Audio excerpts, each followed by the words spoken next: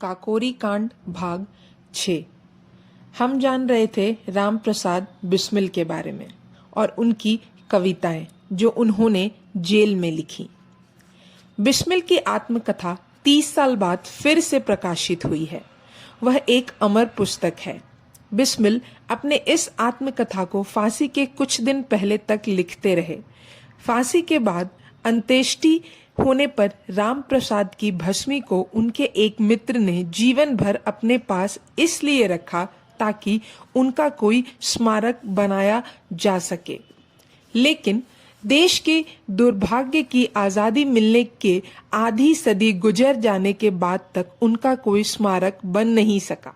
हाँ, जिस काल कोठरी में उन्हें रखा गया था या जिस स्थल पर उन्हें फांसी दी गई थी, वहां पर कुछ लोग वर्ष में एक बार हवन करके अपने श्रद्धा सुमन अवश्य अर्पित करते हैं।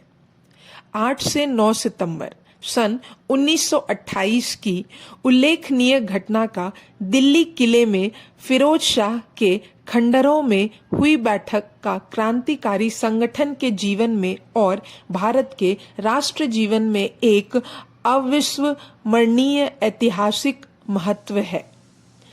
इस बैठक में पंजाब युक्त प्रांत अब उत्तर प्रदेश है, बिहार और राजपुताना के क्रांतिकारी आए थे।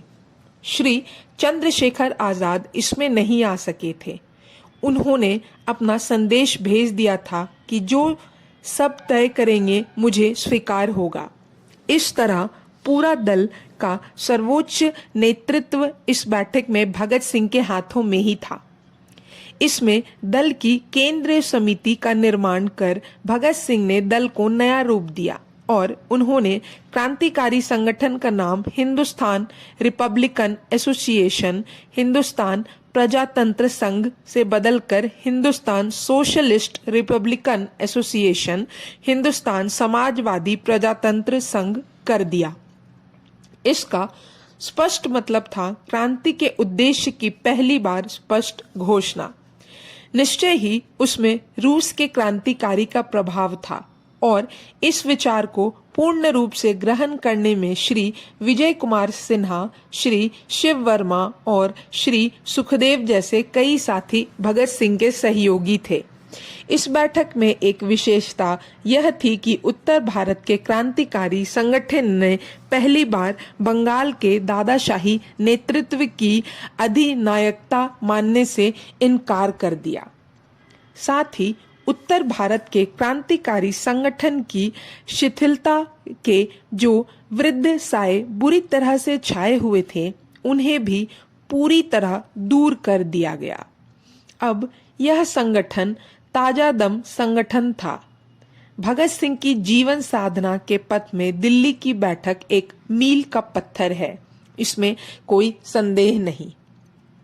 बैठक में सर्वसम्मति से फर्निंद्र नाथ को बिहार की चीफ घोषित किया गया, कुंदन लाल को राजपुताना का तथा शिव वर्मा को संयुक्त प्रांत का, भगत सिंह और विजय कुमार सिन्हा को संगठन और प्रांतों के सामंजस्य का काम सौंपा गया।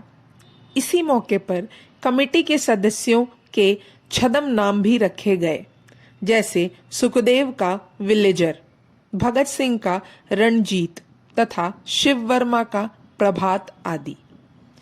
इस बैठक में विभिन्न साथी विभिन्न प्रांतों के इंचार्ज नियुक्त किए गए और भगत सिंह एवं श्री विजय कुमार सिन्हा को प्रांतों के बीच कड़ियां जोड़ने का कार्य दिया गया। इस रूप में निश्चित था कि भगत सिंह को देश भर में घूमना पड़ेगा। इस घूमने में उनकी दाढ़ी और केश बाधक थे, इसलिए पार्टी ने फैसला किया कि भगत सिंह बाल कटा दे। कुछ ही दिन बाद फिरोजपुर जाकर बाल कटवा दिए गए। पहले साथियों ने उन बालों पर कैंची की कारीगरी दिखाई। बाद में नाई को बुलाया गया जिससे संदेह पैदा ना हो। अब भगत सिंह सिख वीर की जगह राष्ट्रवीर हो गए और उनके गुणों के अनुरूप ही उन्हें पार्टी नाम मिला था, रंजीत। उन्हीं दिनों का एक महत्वपूर्ण और इतिहास की कड़ियों को जोड़ने वाला स्मरण श्री कमलनाथ तिवारी लाहौर षड्यंत्र केस के अभियुक्त और बाद में संसद सदस्य के शब्दों में सैंडर्स हत्याकांड से कुछ दिन पूर्व भगत सिंह देशी बम बनाने के लिए कुछ आवश्यक केमिकल्स खरीदने के उद्देश्य से कलकत्ता आए। यह काम मुझे सौंपा गया। उनका बाजार में जाना संदेहास्पद हो सकता था। वे बहुत सी दुकानें पर गए। अधिकांश दुकानदारों ने सरकारी प्रतिबंध के कारण केमिकल्स देने से इनकार कर दिया। बाद में क्रांतिकारी दल से सहानुभूति रखने वाले दुकानदारों के यहाँ मैं भाई बैजनाथ सिंह विनोद, बाद में जायसवाल युवक और विश्ववाणी के संपादक के साथ गया। उनसे आवश्यक केमिकल्स मिल गए। उनमें बी पाल का नाम मुझे आज भी याद है।